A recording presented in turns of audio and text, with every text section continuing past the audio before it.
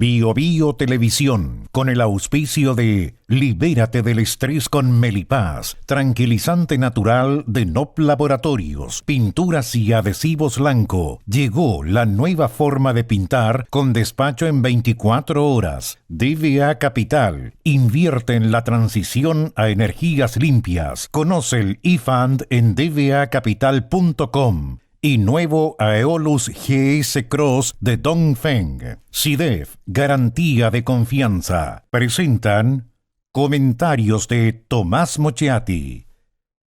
¿Andas acelerado? ¿Te sientes más irritable y alterado? ¿Te cuesta dormir bien? Tranquilízate naturalmente con Melipaz, que calma la ansiedad, relaja y reduce el estrés. Libérate del estrés con Melipaz. Pídelo en todas las farmacias del país.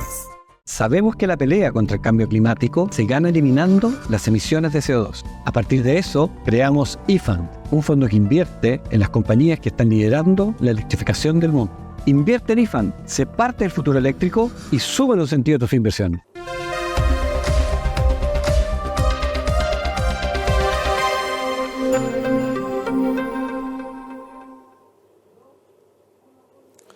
Vamos a ser unos perros en la persecución de la delincuencia.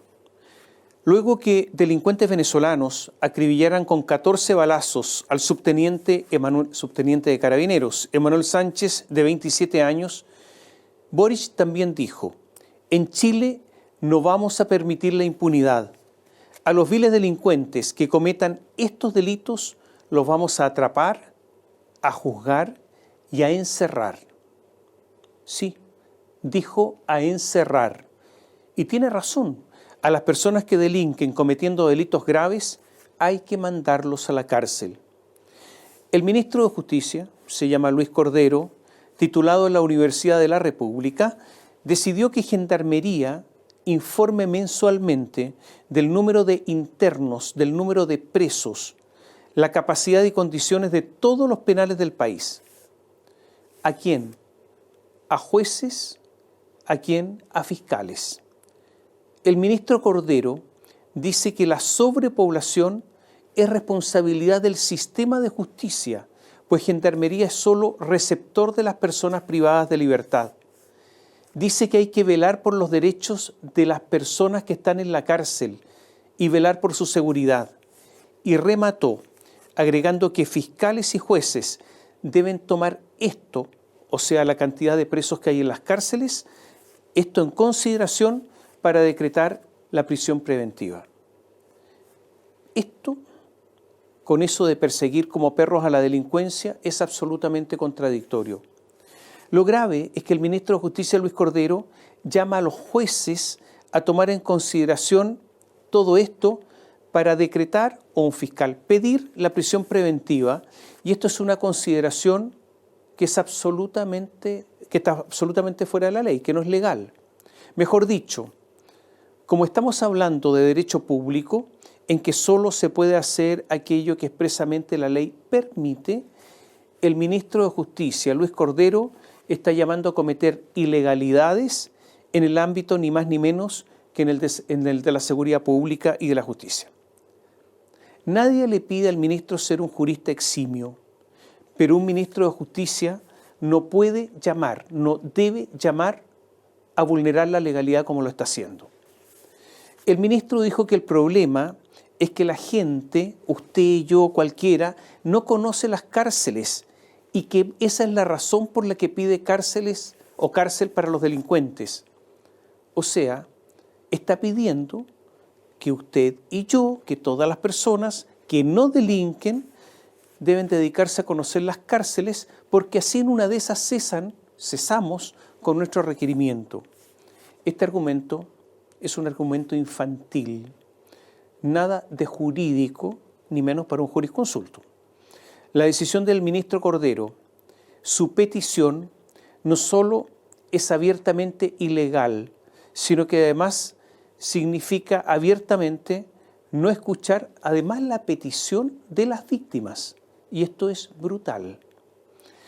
Pero yo diría que hay algo incluso más grave. Eso de que los jueces y fiscales tengan que saber cuántos presos hay para determinar prisiones preventivas. que, insisto, esto no está en la ley. ¿Qué es más grave? Es el gobierno que él representa, el encargado de dar una solución. Es tal su responsabilidad que las consecuencias del incumplimiento de sus deberes se los endosa a los demás. El gobierno del que él forma parte, este gobierno, desechó la construcción de cárceles bajo la modalidad de concesiones. Y vamos perdiendo tiempo, porque ahora, tontamente, se dieron cuenta de lo que es evidente para todos, que no hay plata y que hay que concesionar las cárceles para su construcción. Hemos perdido tiempo. Todo este tipo de torpezas sirven de fundamento en parte para que el ministro pida a los jueces que no apliquen la ley. Con el criterio de este señor, si alguien recurre a la justicia para reclamar una atención médica, deberían los jueces preguntarse primero si hay camas disponibles para resolver en favor del enfermo. Es una cosa de locos. El ministro Cordero trató de defenderse diciendo: no sé desde cuándo decir datos públicos es un problema. Pero aquí estamos ante otro inconveniente. La defensa del ministro es engañosa porque él pidió que esos datos se tomaran, no un simple dato estadístico, sino que se tomaran en consideración para determinar si se manda una persona o no a la cárcel. O sea, él toma en consideración un aspecto que vulnera el orden jurídico. El ministro, creo, sabe varias cosas más. Que ya muchas personas que deberían estar en la cárcel no están. Y lo vamos a repetir. Más del 90%, lo vamos a repetir porque lo hemos dicho en otras oportunidades, más del 90% de los homicidios sin autor conocido en Chile quedan impunes y hay cada vez más homicidios sin autor conocido. Si los asesinos quedan impunes, ¿se imagina usted, señor ministro, si las policías que dependen de su colega Carolina Toá hicieran bien su trabajo, en cuánto se le incrementaría a usted el problema? Si los que tienen que ir a la cárcel van efectivamente. Y digo esto porque las cárceles y gendarmerías dependen de usted, ministro. No solo eso, hoy cuando encuentran a alguien, por ejemplo, manejando un auto ajeno, que se lo han robado, no lo formalizan por robo. No lo formalizan por robo, solo por receptación, que no tiene pena de cárcel. ¿Y por qué hacen esto? Bueno, yo ando en el auto, ha sido robado, me sorprenden, me preguntan de dónde sacó el auto, yo digo, me lo prestaron. Pero ¿y quién se lo prestó? No sé. Y ahí queda todo. Y para no investigar más quién robó, si robó esa persona o no, etcétera, quedan hasta ahí. Y a ese señor lo formalizan por receptación. Entonces cumplen las metas, ese señor no va a la cárcel y nadie investiga nada. Por eso tantas personas les roban los autos y no investigan nada. Pero esa persona, si es que fue el ladrón, debería haber ido a la cárcel, pero no va. ¿Se da cuenta, ministro, qué pasaría con las cárceles si todo esto se investigara y no se cometieran estas ilegalidades en la investigación? ¿O si se calificaran muchos delitos como se debiera? ¿O si hubiera menos juicios abreviados, como gusta a muchos fiscales? Está bien, yo no deseo calentarle la cabeza al ministro, pero es una torpeza absoluta lo que dijo. Y entonces, veamos qué dice el programa de gobierno, porque creo que es útil a estas alturas revisar lo que el gobierno prometió. Y en el programa del gobierno de Boric se reconoce el aumento de la delincuencia, pero no se dice nada sobre construir recintos carcelarios, nada. No se dice tampoco, claro, de la necesidad de cárceles de alta seguridad para los jefes de organizaciones criminales. Habla mucho el programa de los derechos de los detenidos, eso sí que habla harto, derechos de los detenidos. Entonces, claro, al leer el programa, ahora de inmediato uno cae en la cuenta que el ministro, con malos argumentos, eso sí, lo que hace con sus declaraciones es aplicar el programa de Gabriel Boric. Nada de cárceles, sino que otros métodos. Yo le sugiero a usted que lea el programa y así va a entender, y va a entender al ministro. Estamos mal, así no se va a avanzar. No hay que ser un experto, no hay que ser un versado, sino que se puede ser cualquier primerizo, cualquier distraído, sabe que la delincuencia ha aumentado enormemente en el país. No solo en cantidad, en general, sino que se han incrementado en forma explosiva los delitos violentos. Tenemos organizaciones criminales, barrios completos tomados por la delincuencia. Entonces yo me pregunto, ¿cómo el ministro pretende ante esta explosión de delincuencia no dejar a los delincuentes en la cárcel? ¿Cuál es el argumento? El argumento es que no se han construido nuevas cárceles, que tenemos las mismas, pero aumenta la delincuencia. Está poniendo en un zapato chino a jueces y fiscales. Una jueza, ofuscada ante lo que dijo el ministro Cordero, me dijo, así textual, ante un homicidio con secuestro, ¿qué quiere que pida la fiscalía? ¿Que lo dejen fuera? ¿O qué pretende que decrete un juez? Si hay presupuestos legales que se deben cumplir, dice, y agrega, escuche bien, hoy no estamos ingresando a la cárcel a los autores de hurtos, ni robos en lugares no habitados, o bien otros delitos menores. La gente que está presa lo está por delitos muy graves.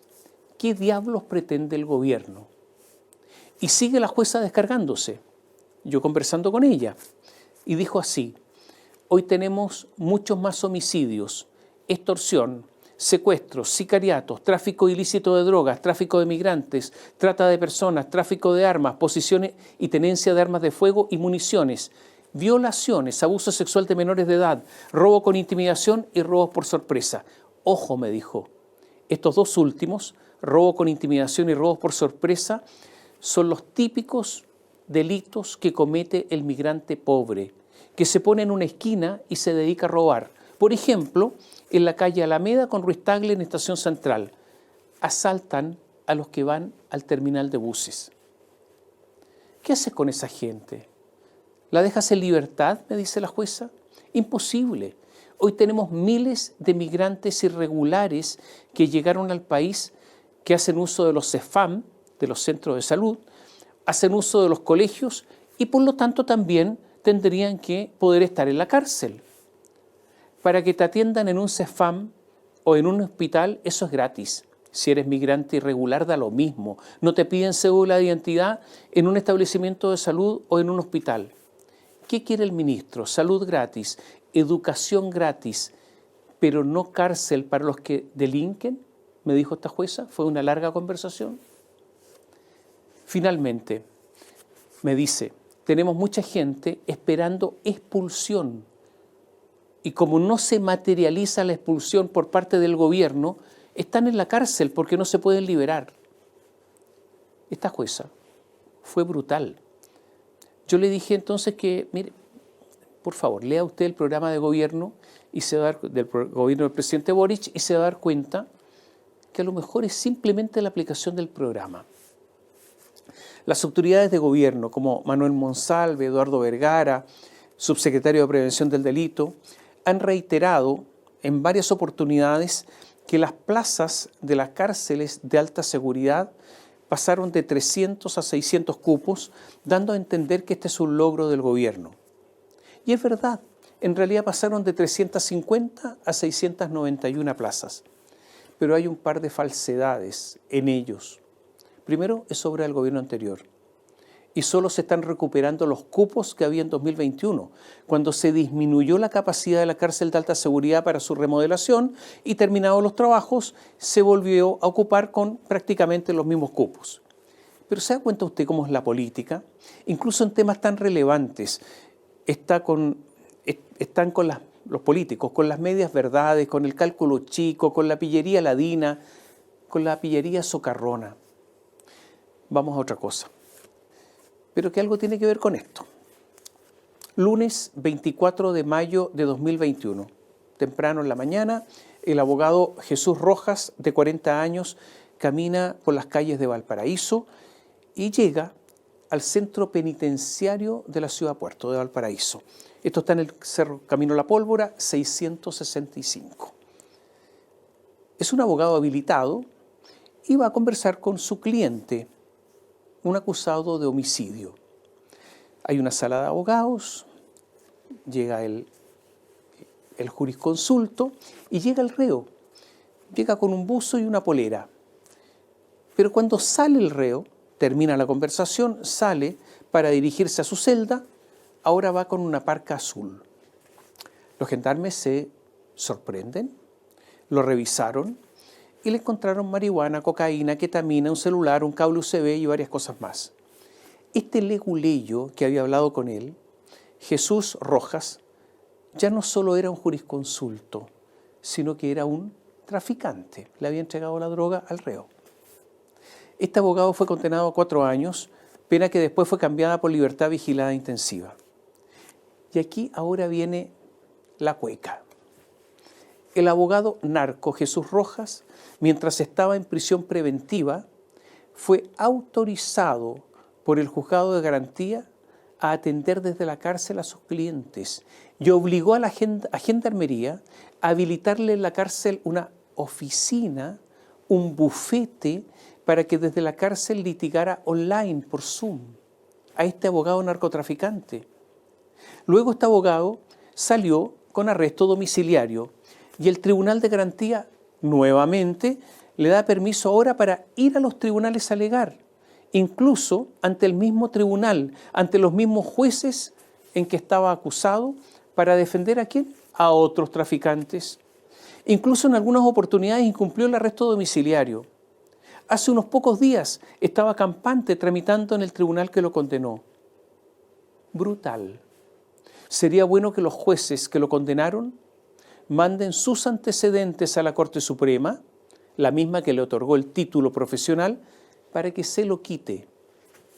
Pero yo creo que estamos lejos de eso, porque este sistema, como usted podrá escuchar, está haciendo agua por muchos lados. Pero, o sea, se da cuenta que hay harta cueca, ¿no? Y a propósito de seguridad, hubo toda una polémica en nuestro país por la eventual presencia de iraníes en Chile.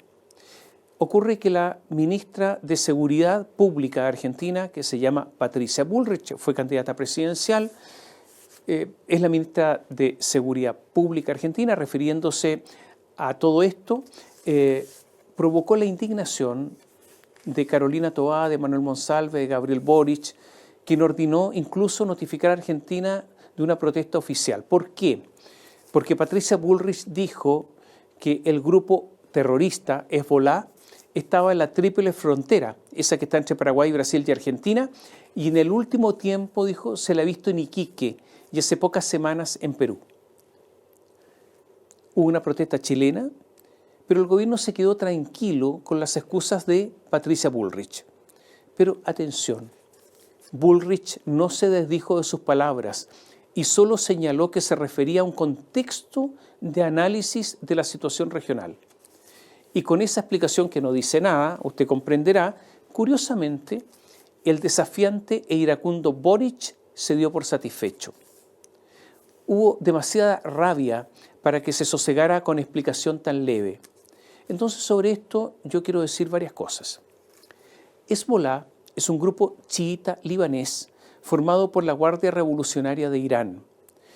Esta organización fue formada por el régimen iraní, armada militarmente, entrenada y asesorada por esta Guardia Revolucionaria de la República Islámica, Al-Quds, que se encuentra ideológica y políticamente subordinada al Ayatolá Jamenei y no al presidente, al parlamento o al gobierno libanés. Depende de los iraníes. Yo quiero recordar que Irán es un gran país, con gente muy capaz y un país que produce tecnología. Irán hace poco firmó un tratado secreto con Bolivia, y es un tratado no solamente para cuestiones de inteligencia, sino que también un tratado militar. Irán le está proporcionando a Bolivia drones Shahed, los mismos que está usando Rusia para atacar Ucrania. O sea, para que se entienda, Irán fabrica drones que Rusia no es capaz de hacer. Incluso una reciente publicación que leí hace poco señalaba que Europa está atrasada respecto a los drones que fabrica Irán. Le pongo un ejemplo. Los tanques chilenos no tienen defensas activas ni contra misiles ni contra drones. Y aunque parezca increíble, en ese aspecto, Bolivia podría afectar duramente a los Leopard chilenos. Entonces Irán está en Bolivia, eso ya lo sabe todo el mundo. En nuestro país, la ANEP, que es la Academia de Estudios Políticos y Estratégicos, que depende del Ministerio de Defensa, el año 2019. Un investigador que se llama Alejandro Salas dijo a la ANEP que la presencia de grupos fundamentalistas apoyados por Hezbolá en nuestro país son más antiguas, al menos de 10 años, lo que aconseja mantener una observación atenta de lo que actualmente ocurre con esta organización terrorista. Hay informes de inteligencia que indican que Hezbolá tendría campos de entrenamiento en Venezuela. Llama la atención en Iquique la existencia de madrasas, o sea, escuelas islámicas, y en Iquique está la SOFRI y está la frontera con Bolivia. La SOFRI es fácil lavar dinero y está la frontera con Bolivia, la cercanía con Bolivia, que ahora es aliada de Irán. De más está decir que la frontera norte se entra y sale sin problemas. La inteligencia chilena detectó hace años lavado de dinero de grupos chiitas desde la SOFRI. El periodista Carlos Vaso cuenta que a inicios de 2001 la CIA entregó una serie de antecedentes a la PDI respecto de las actividades de 3 ciudadanos libaneses, Asad Mohamed Barakat, Ismael Arafat y Khalil Sayeh, quienes operaban en la zona franca de Iquique con varias sociedades comerciales, la principal de las cuales era Saleh Trading Limitada, que fue mencionada varias veces en ciertas investigaciones. Hay muchos antecedentes sobre la presencia de agentes de la inteligencia iraní en Chile. Hay muchos, pero solo le voy a entregar un dato. En 1994, un coche bomba estalló en las afueras de la Asociación Mutual Argentina llamada AMIA y dejó 85 muertos. 2 años antes, otro explosivo había matado a 25 personas de la Embajada de Israel en Buenos Aires. El fiscal Alberto Nisman investigó estos casos y estaba convencido, y tenía nombres y apellidos, que Irán estaba detrás de estos atentados. Y tenía, como les decía, los nombres de los autores. Ocurre que este fiscal Alberto Nisman apareció muerto en su departamento de Buenos Aires solo horas antes de acusar al gobierno argentino de Cristina Fernández de proteger a los iraníes. Un repentino suicidio dijeron, pero fue más bien un burdo asesinato. Uno de los principales cerebros de los atentados fue el clérigo Mohsen Rabbani, es agregado cultural de la Embajada de Irán en Buenos Aires. El periodista Vaso agrega que Nisman dijo que fue el principal artífice del despliegue de la vasta red de espionaje que se transformó en una compleja base de inteligencia, sobre la base de la cual Rabbani comenzó a operar en Uruguay, en Colombia y Chile, donde no solo desarrolló actividades de inteligencia, sino que tuvo una injerencia determinante, decía, en la instalación y desarrollo de los centros islámicos iraníes en estos países, no solo desde lo organizativo, sino que incluso en lo atinente a su financiamiento. Este Rabbani estuvo 7 veces en Chile, hasta el año 1997, ocasiones en las cuales dio conferencias, como una en la cual justificó la fatua, o sea, el atentado contra el escritor Salman Rushdie, y visitó además el Centro de Cultura Islámica de Las Condes. Ocurre que este Centro de Cultura Islámica de Las Condes se emplazó en un terreno de propiedad de Ghassam Youssef Abdallah, a quien también se identifica como miembro de Hezbolá y como un hombre cercano al líder religioso del movimiento en la Triple Frontera, Mohamed Hussein Fadlallah. Hace pocas horas, recién, el senador norteamericano Marco Rubio reiteró que en Chile empresas de Hezbolá operan en sus zonas de libre comercio. Entre mayo y junio de 2022, varias veces, ahora recién, 2022, varias veces aterrizó un avión venezolano de la línea Conviasa en el aeropuerto de Pudahuel, pero ese avión tenía solo tripulantes iraníes, 10. Iban y venían, aterrizaron varias veces en Santiago. Este Airbus A320 antes había pertenecido a la línea iraní Mahan Air. Hubo una investigación de la PDI que no llegó a nada. Nunca hemos sabido con exactitud a qué vino tantas veces este extraño avión y por qué tenía solo tripulantes iraníes y qué hicieron estos iraníes en Chile. Le contamos en Radio Bio Bio, además, otra cosa. 30 de abril de 2023, hace poco, aeropuerto de Santiago. Un hombre entró a un baño público y dejó un paquete que contenía 2 pasaportes en el baño. Los dejó y se fue. Minutos después, ingresó otro hombre y los retiró. Y luego, 2 hombres se dirigieron a la ventanilla de la Policía Internacional buscando salir de Chile con estos documentos que les dejaron pocos minutos antes en el baño del aeropuerto. Estos documentos obviamente eran falsos. Estas 2 personas eran iraníes que entraron con pasaportes de su país a Chile. Se llaman Ali Bagheri y Abolfasi del Khan. Ellos fueron detenidos cuando pretendían tomar el vuelo de British Airways BA-251 con rumbo a Inglaterra. Los hombres estaban utilizando las identidades de los ingleses Jack Joseph Holliday y Fraser James Allison. El chileno que dejó en el baño los pasaportes falsos se llama Carlos Samuel Gazzano Vega. Y este señor dijo haber recibido instrucciones y pagos más de 12 veces por parte de otro chileno, Carlos Lagos Rivera, ex trabajador del aeropuerto, para cometer este y otros ilícitos destinados a permitir a extranjeros salir de Chile con identidades falsas. Ocurre que el domicilio declarado por uno de estos iraníes, me refiero a Ali Bagheri, está ubicado en calle El Olimpo, en la comuna de Maipú, dirección que en el pasado habría estado vinculado con movimientos de Hezbolá, según dice Carabineros. Hay demasiadas cosas vinculadas a Irán y a Hezbolá en Chile. Y voy a dejar esto hasta acá. Yo sospecho que el indignado Boric, el indignado cuando protestó contra Argentina, no tenía idea de estas y otras cosas más cuando estaba tan enojado criticando a la ministra trasandina.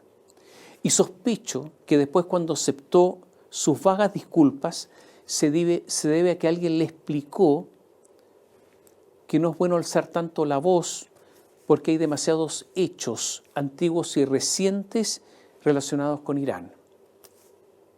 ¿Qué hay que mirar? La porosidad de nuestras fronteras, que no es solo un asunto de inmigración descontrolada, de tránsito de delincuentes o de tránsito de personas pertenecientes a organizaciones criminales, sino también hay muchas facilidades para agentes extranjeros. O sea, es un asunto de seguridad nacional. La porosidad de nuestras fronteras también puede ocurrir por negligencia o por algún acto de corrupción, no solamente porque no hay vigilancia. La Contraloría General de la República detectó que policías de la Policía de Investigaciones dejaron entrar a extranjeros que habían sido expulsados y tenían prohibición de ingreso a nuestro país. Todos sabemos cuánto cuesta expulsar a un extranjero. Es caro y cuesta burocracia, para que después unos policías de la PDI los dejen entrar.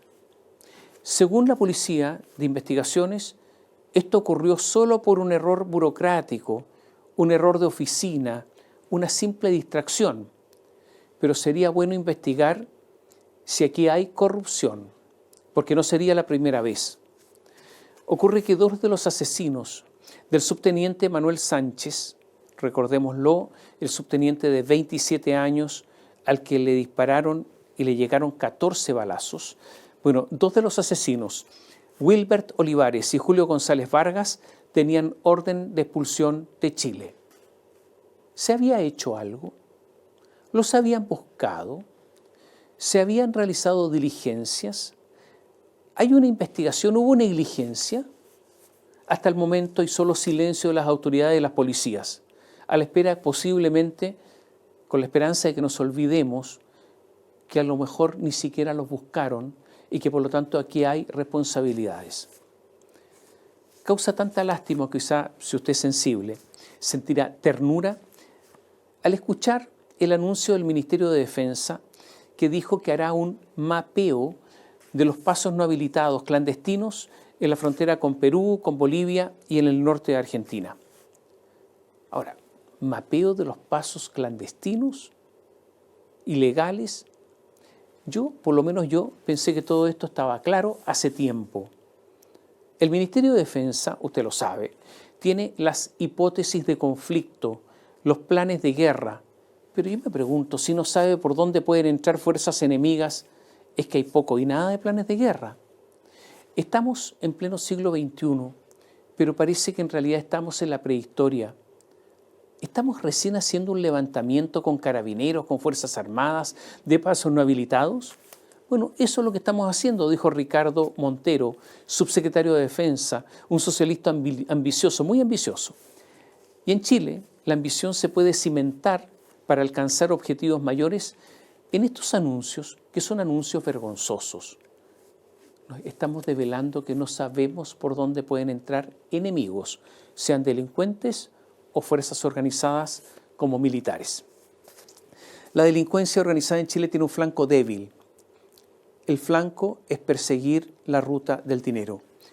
Pero en Chile estamos lejos de perseguir eso. Aquí las normas se aplican a los que cumplen y no a los criminales. Resulta increíble que haya tenido que ser la contralora Dorothy Pérez la que llamó la atención a los alcaldes que dan patentes a barberías donde no entra nadie y atienden hasta las 3 de la mañana. Barberías, ópticas, restaurantes, hasta hoteles son las pantallas más evidentes para lavar la plata. Lo de las barberías es un insulto, como también los casinos de barrio, ambos negocios a los que los alcaldes les dan patente. Pero Dorothy Pérez dijo, no, alcaldes tengan cuidado, aquí se podría estar lavando dinero. Dijo algo de sentido común. Algunos alcaldes, tenemos campaña y hay elecciones a fin de año, así que algunos alcaldes se apuraron. Y en Estación Central se fiscalizaron, ¿sabe cuántas barberías? 110. Y se cerraron de esas 110 de inmediato 30. En un sector, en un barrio que se llama Pequeña Caracas. No en toda la comuna de Estación Central, sino que solo en Pequeña Caracas fiscalizaron 110 barberías y cerraron 30. En Puente Alto cerraron una, pero allí trabajaba uno de los prófugos más buscados por Ecuador. Se llama Carlos Castillo. En la Florida, en una que cerraron se vendía alcohol, había una mesa de pool, tranquilo.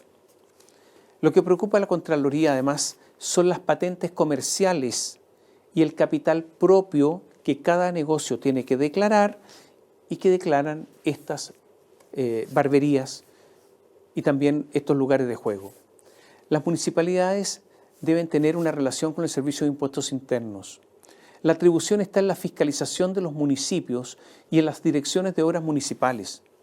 Pero yo diría que en las obras municipales hay todo un caso y da la impresión que ahí campea la corrupción. Pero atención con lo que hizo Dorothy Pérez y reaccionaron finalmente los alcaldes. Esto lo podría hacer perfectamente el gobierno. Hablemos de política y de delitos. Sigue investigándose el caso Fundaciones, pero yo tengo la impresión que solo están investigando alguna de las fundaciones, aquellas que al comienzo fueron más conocidas, porque de las otras nada se sabe hasta el momento. El caso de Democracia Viva es notable. Revolución Democrática es un partido chiquitito, en el que todos se conocen, que tiene un factotum, que tiene a su propio Guido Girardi, que se llama Giorgio Jackson. Giorgio, el hombre de la superioridad moral, el Catón moderno, el que todo lo sabía, nos sorprende al decir que se enteró de la investigación sobre Democracia Viva por la prensa, que esto, justo esto y nada más que esto, lo ignoraba. O sea, no sabía de Democracia Viva ni que Daniel Andrade ahí estaba, cuando en Revolución Democrática se conocen prácticamente todos. Miguel Crispi, también de Revolución Democrática, el jefe del segundo piso de La Moneda, dice que podría, en una de esas, creo recordar, una declaración enormemente condicional. Esa es la fórmula verbal que usó. Dice que lo alertó a alguien, que escuchó un rumor, así de vago. Javiera Martínez, también de Revolución Democrática. Ella es la poderosa directora de presupuestos.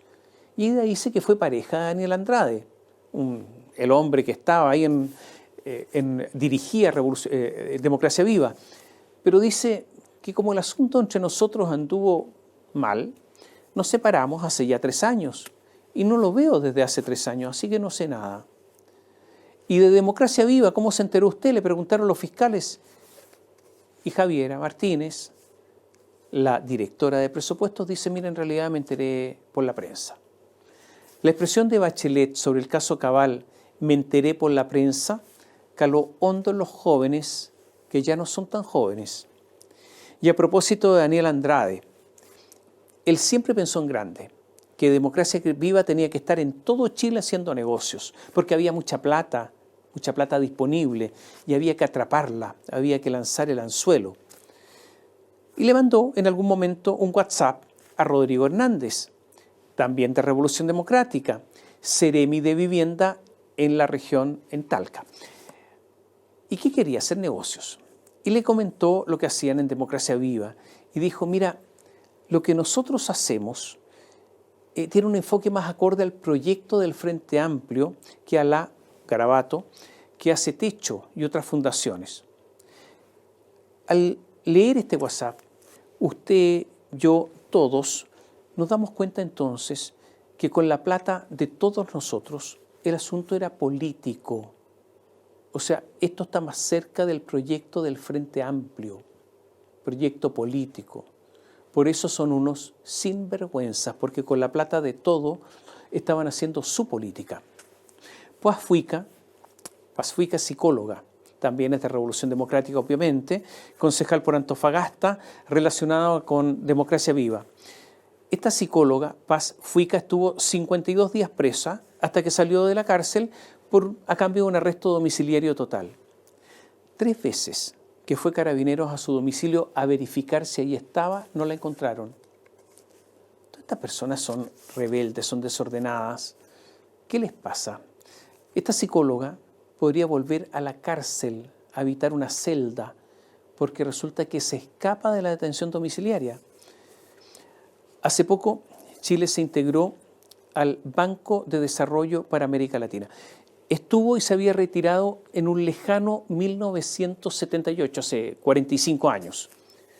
La reincorporación de Chile a este Banco de Desarrollo para América Latina significa para nosotros aportar unos 1.460 millones de dólares.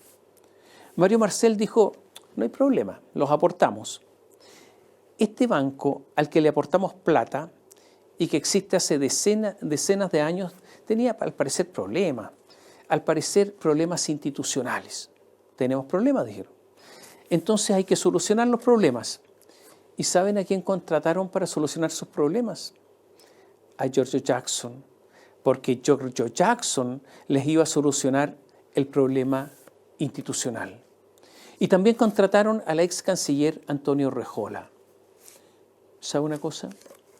Es fácil ganar plata así, desde esa particular superioridad moral de Giorgio Jackson. La Contraloría está investigando al Ministerio de Desarrollo Social y su relación con fundaciones. Ex ante cuenta que se realizó una auditoría a los procesos de licitación de la CONADI que fueron adjudicados por la Sociedad de Profesionales Chicagual Limitada, vinculados a cursos en lengua indígena en jardines infantiles y establecimientos educacionales entre el 1 de enero y el 31 de julio de 2023, es decir, en el periodo en que Giorgio Jackson, fue ministro de Desarrollo Social. ¿Y qué detectó la Contraloría? Pudo detectar que la empresa había sido creada en febrero de 2023 y que ya en junio se había adjudicado 5 licitaciones por un total de 245 millones de pesos, por lo que se ordenó un proceso disciplinario y se remitieron los antecedentes al Ministerio Público y al Consejo de Defensa del Estado. La Contraloría también desglosa anomalías detectadas en el periodo de Jackson, quien sumó en septiembre de 2022 en desarrollo social, asumió en esa época, y renunció en agosto de 2023, en medio de la presión de la oposición por el rol que le atribuyeron en el caso Convenios. Resulta que Giorgio Jackson estaba en su cargo cuando se detectaron todas estas anomalías. Hay otras más, ¿eh? Le doy ejemplos. Giorgio Jackson está ahora lejos, está en Barcelona. Hace clases en la Barcelona School of Management. ¿Qué cátedra hace? Su ramo, su cátedra se llama Políticas para la Infancia y la Juventud. Esto es lo que le enseña ahora Jackson a los españoles. Su primera invitada fue Patricia Muñoz, recientemente nombrada por el ministro de Justicia Luis Cordero, abogada integrante de la Corte de Apelaciones de San Miguel. Si usted mira todo esto, todas las relaciones, todos los puestos, todos los recursos que obtienen para el bolsillo, todo esto es como si fuera un family office. ¿Qué ha pasado en la derecha? Se descubrió el diputado Cristóbal Urruticoechea, del Partido Republicano. Se descubrió que es un manilargo, como se dice coloquialmente. Los franceses siempre recomiendan eso de chercher la femme, y así fue. Su expareja, se llama Tamara Kupfer, dijo que durante 5 años usó la tarjeta para cargar benzina que pertenecía al Congreso. Lo usó ella para sus fines personales, la pareja del diputado. O sea, el diputado se robaba la benzina, el honorable, porque ese es su trato oficial, junto a otros que han hecho lo mismo, no ha devuelto la plata. Miguel Landeros, el secretario de la Cámara de Diputados, un señor que estuvo sonando como contralor, imagínense, no ha llamado a declarar a los diputados infractores. Urruticoechea decidió mandarse a cambiar del Partido Republicano frente a todo lo que estaba pasando. Y José Antonio Kast, el líder, se mostró comprensivo. Dijo, al respecto, yo tengo una buena opinión del parlamentario por la región del Biobío, y aseguró que no tiene, esto textual, no tiene por qué no creer lo que él plantea en su defensa. Entonces ahora descubrimos que José Antonio Kast es muy duro para algunas cosas y practica la molicie para otras, como por ejemplo con respecto a este diputado que era de su partido. Lo que es notable es el caso de un diputado de la bancada republicana, que ahora también se retiró, que se llama Mauricio Ojeda. Él está relacionado como imputado en la investigación de las fundaciones FOLAP y EDUC, esto en la Araucanía, con platas provenientes de la única gobernación del país que está en manos de la derecha. Al honorable Ojeda, la Fiscalía le pidió que entregara su celular. Y él entregó el celular, pero la verdad es que lo que entregó es una masa, una mazmorra, un revoltijo de fierro, plástico, microcomponentes electrónicos.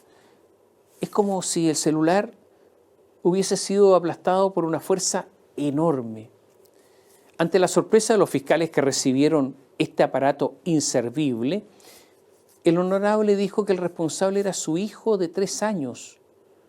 O sea, un niño que tiene una fuerza descomunal, una especie de titán, un Atlas moderno, un Popeye. Un pequeño que sería la envidia de un físico-culturista. Ojeda, el legislador, dijo que lo del hijo había sido una jugarreta. Y varios pensaron que en verdad quien hizo la jugarreta fue Ojeda y se la hizo la Fiscalía. Parece que estamos mal, ¿eh? Muy mal. Algunas notas para terminar. Hubo abrazos porque Venezuela se dignó a conversar y a recibir a poco más de 50 expulsados por Chile. El régimen de Chávez primero y de Maduro ahora se ha caracterizado en incumplir lo prometido. De hecho, hasta el cierre de esta columna no había nombrado a la contraparte chilena para que opere el convenio que firmó Manuel Monsalves con ellos a principios de año. La algarabía del gobierno parece un tanto infantil.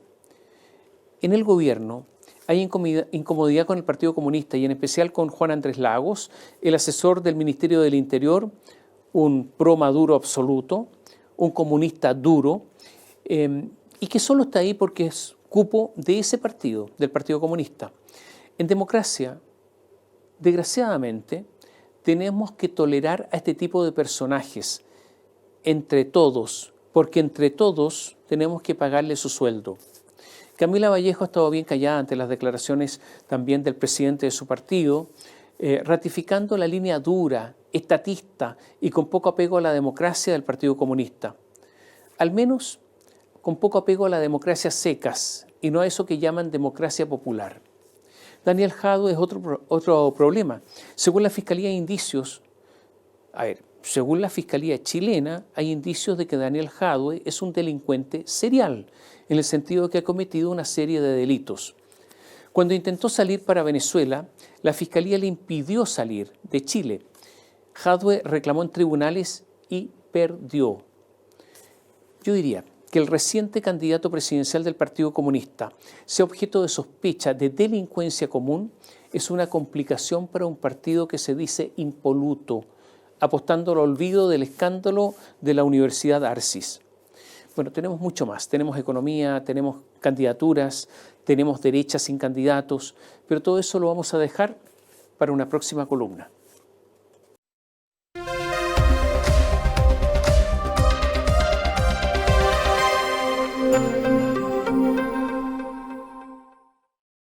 Bio Bio Televisión, con el auspicio de Libérate del estrés con Melipaz, tranquilizante natural de NOP Laboratorios, pinturas y adhesivos Lanco. Llegó la nueva forma de pintar con despacho en 24 horas. DVA Capital, invierte en la transición a energías limpias. Conoce el eFund en dvacapital.com. Y nuevo Aeolus GS Cross de Dongfeng. SIDEF, garantía de confianza. Presentaron comentarios de Tomás Mochiati. ¿Andas acelerado? ¿Te sientes más irritable y alterado? ¿Te cuesta dormir bien? Tranquilízate naturalmente con Melipaz, que calma la ansiedad, relaja y reduce el estrés. Libérate del estrés con Melipaz. Pídelo en todas las farmacias del país. Sabemos que la pelea contra el cambio climático se gana eliminando las emisiones de CO2. A partir de eso, creamos eFund, un fondo que invierte en las compañías que están liderando la electrificación del mundo. Invierte en eFund, sé parte del futuro eléctrico y sube los sentidos de tu inversión.